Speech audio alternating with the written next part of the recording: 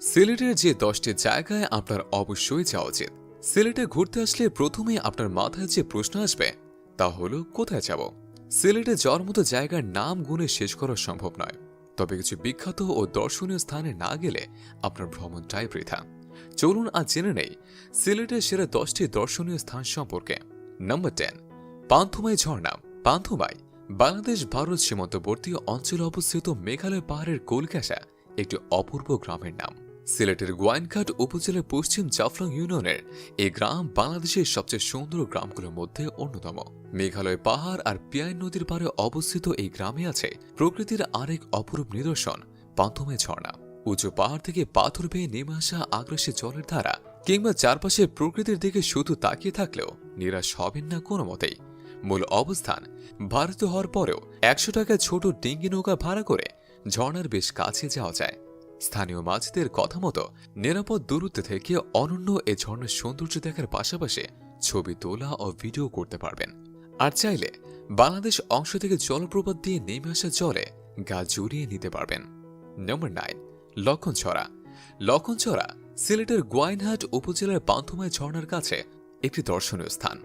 আপনার ভ্রমণ তালিকায় যদি পান্থুমাই ঝর্ণা থাকে তবে পান্থুমাই হতে সহজেই লক্ষণছড়া ঘুরে আসতে পারেন। আপনি চাইলে বিছানাকান্দি, পান্থুমাই ঝর্ণা এবং লক্ষণছড়া একসাথে একদিনে ঘুরে বেড়াতে পারবেন। গ্রামের ভিতর দিয়ে ভারতীয় সীমান্ত ঘেঁষে মিনিট 20 হাঁটার পর লক্ষণছড়া পৌঁছে যাবেন। অনেকটা বিছনাকান্দি রূপে রঙিন লক্ষণছড়ায় ভারতের ঝর্ণা থেকে সৃষ্ট পাথরের ঝিরিপথ রয়েছে। ভারতীয় সীমানা চলাচলের জন্য তৈরি ব্রিজের নিচ দিয়ে ঝিরিপথটি দেখতে অনেক চমৎকার লাগে। আর ভরা বর্ষায় লক্ষণছড়ার এই সৌন্দর্য আরো অতুলনীয় হয়ে ওঠে। নাম্বার 8, লাক্কতুরা চা বাগান। 2টি পাতায় একটি কুড়ির দেশ হিসেবে পরিচিত সিলেট জেলার চৌকি দেখি উপজেলার ওসমানী বিমানবন্দরের উত্তর প্রান্তে টিলার উপর লাক্কাতুরা চা বাগান অবস্থিত। ন্যাশনাল টি বোর্ডের অধীনস্থ এই সরকারি চা বাগান প্রায় 1293 হেক্টর বা প্রায় 3200 একর জায়গা জুড়ে বিস্তৃত। অসংখ্য চা গাছ ও উঁচু নিচু পাহাড়ে ঘেরা লাক্কাতুরা চা বাগান দেশের বৃহত্তম চা বাগানগুলোর মধ্যে অন্যতম। বছরে এই চা বাগান থেকে উৎপাদিত প্রায় 5 লাখ কেজি চা দেশীয় চাহিদা মিটিয়ে বিদেশে রপ্তানি করা হয়। নম্বর 7, সংগ্রামপুঞ্জি ঝর্ণা। সংগ্রামপুঞ্জি ঝর্ণার স্থানীয় নাম মায়াবী ঝর্ণা। জাফলং 0 পয়েন্ট থেকে ভারতের সীমান্তে অবস্থিত মায়াবী ঝর্ণাতে যেতে মাত্র 15 থেকে 20 মিনিট সময় লাগে। বেসিফের প্রহরে বাংলাদেশের সংগ্রামপুঞ্জি ঝর্ণা দেখতে যেতে পারে। পাহাড়ের গা বেয়ে ঝর্ণার জল জমে পুকুরের মতোই সৃষ্টি হয়েছে। এই ঝর্ণায় রয়েছে মোট 3টি ধাপ। ভ্রমণ পাগল মানুষদের জন্য আদর্শ অ্যাডভেঞ্চারের জায়গা হল সংগ্রামপুঞ্জি ঝর্ণা। ঝর্ণার 3য় ধাপে রয়েছে একটি সুড়ঙ্গ, আর সুড়ঙ্গ পথের শেষ এখন পর্যন্ত অজানা। পিচ্ছিল পাথরের পথ পেরিয়ে ঝর্ণার সবগুলো ধাপ দেখতে চাইলে অবশ্যই সাহস এবং বাড়তি সতর্কতা জরুরি। নম্বর 6, হযরত শাহজালাল রাদিয়াল্লাহু তাআলা আনহুর মাজার। 360 আউলের সিলেট নগরে পণ্যভূমি হিসেবে খ্যাত। সিলেটের মাটিতে যেসব পীর দরবেশ শায়িত আছেন এদের মধ্যে হযরত শাহজালাল রাদিয়াল্লাহু তাআলা আনহু অন্যতম, আর এর জন্য তাকে অলিগুল শিরোমণি বলা হয়। হযরত শাহজালাল রাদিয়াল্লাহু তাআলা আনহু সকল ধর্মের মানুষের কাছে সমাদৃত ছিলেন। প্রতি বছর হযরত শাহজালাল রাদিয়াল্লাহু তাআলা আনহুর মাজার জিয়ারতে ধর্ম বর্ণ নির্বিশেষে মানুষের ঢল দেখা যায়। নম্বর 5, লোভাছড়া।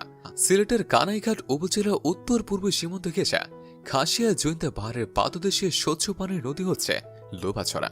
সবুজ পাহাড় আর লোভাছড়ার স্বচ্ছ পানির এখানকার পরিবেশ দিয়েছে ভিন্ন মাত্রা। সে সাথে আছে ব্রিটিশ আমলে চালু হওয়া লোভাছড়া চা বাগান, 1925 সালে নির্মিত পুরনো ঝুলন্ত সেতু ও খাসিয়া গ্রাম। পাহাড়, নদী ও নীল আকাশের অপূর্ব মায়াজালে প্রকৃতিকে এক নৈসর্গিক সৌন্দর্য উপহার দিয়েছে রূপে অনন্য লোভাছড়া।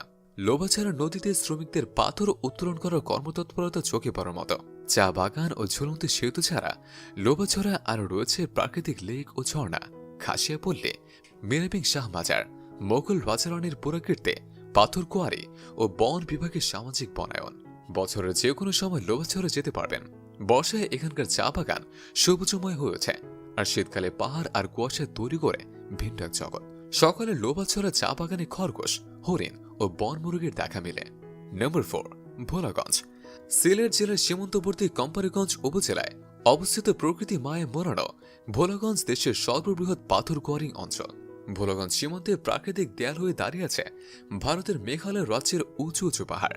সেই পাহাড় থেকে নেমে আসে ঝর্ণাধারা একদিকে ধলাই নদের পানির যোগানদাতা, অন্যদিকে এই পানি প্রবাহই ভোলাগঞ্জের রূপের উৎস। সবুজ পাহাড়, মেঘের হাতছানি আর বর্ষার পাহাড়ে ঢলের সাথে নেমে আসা সাদা পাথর ধলাই নদের বুকে মিলেমিশে ভোলাগঞ্জের সৌন্দর্য বাড়িয়ে দিয়েছে। নম্বর 3, বিছনাকান্দি। বিছনাকান্দি সিলেটের গোয়াইনঘাট উপজেলার রুস্তমপুর ইউনিয়নে অবস্থিত। বিছনাকান্দি মূলত জাফলং ও ভোলাগঞ্জের মতোই একটি পাথর কোয়ারি। বাংলাদেশ ভারত সীমান্তের খসিয়া পাহাড়ের অনেকগুলো ধাপ দুই পাশ থেকে এসে বিছনাকান্দি মিলিত হয়েছে। সেই সাথে মেঘালয় পাহাড়ের খোঁজে থাকা সৌচ্চ ঝর্ণা বিছনাকান্দির প্রকৃতিকে দিয়েছে ভিন্ন মাত্রা। পর্যটকদের কাছে বিছনাকান্দির মূল আকর্ষণ হচ্ছে পাথরের উপর দিয়ে বয়ে চলা স্বচ্ছ জলধারা আর পাহাড়ে পাহাড়ে শুভ্র মেঘের উড়াউড়ি। প্রথম দেখায় আপনার মনে হবে যেন এ এক পাথরের বিছানা। আর স্বচ্ছ পানিতে গা এলিয়ে দিতেই যে মানসিক প্রশান্তি পাবেন, এই প্রশান্তি আপনাকে বিছনাকান্দি টেনে নিয়ে যাবে বারবার। এ যেন পাহাড়, নদী, ঝর্ণা আর পাথর মিলিয়ে প্রাকৃতিক মায়াজাল বেঁচে রেখেছে বিছনাকান্দি। নম্বর 2, রাতারগুল সোম ফরেস্ট। রাতারগুল বাংলাদেশের একমাত্র সোম ফরেস্ট। এটি সিলেট জেলা শহর থেকে প্রায় 26 কিলোমিটার দূরে গোয়াইনঘাট উপজেলা অবস্থিত। রাতারগুল বনটি প্রায় 30,325 একর জায়গা জুড়ে বিস্তৃত। এই বিস্তীর্ণ এলাকার 504 একর জায়গায় রয়েছে বন আর বাকি জায়গায় ছোট বড় জলাশয় পূর্ণ। তবে বর্ষায় পুরো এলাকাটিকে দেখতে একই রকম মনে হয়। রাতারগুল সিলেটের সুন্দরবন নামে খ্যাত। রাতারগুল জলবন বছরে 4 থেকে 5 মাস পানির নিচে তলিয়ে থাকে। তখন জলে ডুবে থাকে বনের গাছগুলো দেখতে সমগ্র বাংলাদেশের বিভিন্ন জায়গা থেকে পর্যটকরা এসে ভিড় জমায়। অনেক পর্যটক রাতারগুলকে বাংলাদেশের অ্যামাজন হিসেবে অভিহিত করেন। বর্ষায় গাছের ডালে দেখা মিলে নানান প্রজাতির পাখি, আবার নতুন কিছু বন্যপ্রাণীও আশ্রয় নেয়, আবার তখন কিছু বন্যপ্রাণীও আশ্রয় নেয় গাছের ডালে। এছাড়াও শীতকালে রাতারগুলে জলাশয়ে বসে হাজারো অতিথি পাখির মেলা। সাধারণত জুলাই থেকে অক্টোবর পর্যন্ত রাতারগুল ভ্রমণের উপযুক্ত সময়। রাতারগুল একটি প্রাকৃতিক বন। স্থানীয় বন বিভাগ এখানে হিজল, বরুণ, করজ সহ বেশ কিছু গাছ রোপণ করেন। এছাড়াও এখানে চোখে পড়ে কদম, জালিবেদ, অর্জুন সহ প্রায় 25 প্রজাতির জলশৈশু গাছপালা। 1973 সালে বাংলাদেশে বন বিভাগের রাতারগুল বনের 504 একর জায়গায় বন্যপ্রাণীর অভয়াশ্রম হিসেবে ঘোষণা করে। নম্বর 1, জাফলং। সিলেটে এসে প্রথমেই আপনার যাওয়া উচিত সিলেটের প্রাকৃতিক ঐতিহ্য জাফলংয়ে। সিলেটে আসবেন আর জাফলং যাবেন না, সেটা এক প্রকার অসম্ভব। জাফলংয়ে কেন যাবেন তার উত্তর দিতে হয়তো পাতার পর পাতা লেগে যাবে। এক বাক্যে বললে জাফলংয়ে আপনি যে প্রাকৃতিক রূপের দেখা পাবেন তা থেকে হয়তো আপনার জীবনানন্দ বা আল মাহমুদ হওয়ার ইচ্ছা জাগতে পারে। তবে খোদ জাফলংয়ের থেকে জাফলংয়ে যাওয়া রাস্তার প্রাকৃতিক সৌন্দর্যই আপনাকে অধিক বিমোহিত করবে। জাফলং প্রকৃতির কন্যা হিসেবে পরিচিত। সিলেটের গোয়াইনঘাট উপজেলার ভারতের মেঘালয় সীমান্তে ঘেঁষা প্রকৃতির দানের রূপের পসরা সাজিয়ে আছে জাফলং। পাথরের উপর দিয়ে বলে চলা পিয়াইন নদীর স্বচ্ছ পানির ধারা, ঝুলন্ত ওয়াগি ব্রিজ, উঁচু উঁচু পাহাড়ের সাদা মেঘের খেলা জাফলংকে করেছে অনন্য। এক এক ঋতুতে জাফলং এক এক রকম রূপের প্রকাশ ঘটায়, যা পর্যটকদের ভ্রমণের জন্য সারা বছরই আগ্রহী করে তোলে।